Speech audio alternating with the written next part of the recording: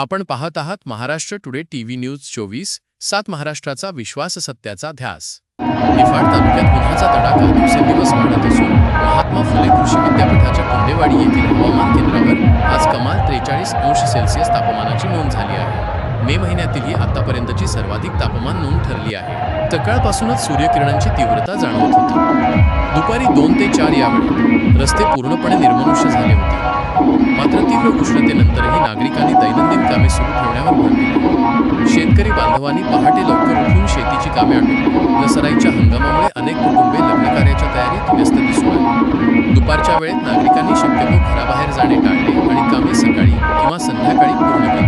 महात्मा फुले कृषी विद्यापीठाच्या हवामान तज्ज्ञांच्या माहितीनुसार पुढील 2 दिवस उष्णतेची लाट कायम राहण्याची शक्यता आहे।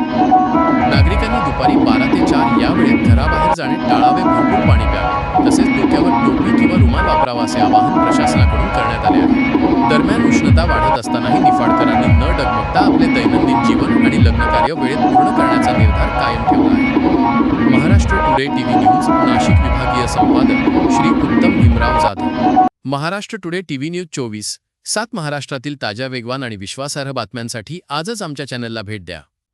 लाईक करा, शेअर करा, सबस्क्राईब करा आणि पाहत रहा महाराष्ट्र टुडे टीव्ही न्यूज 24/7 महाराष्ट्राचा विश्वास सत्याचा ध्यास।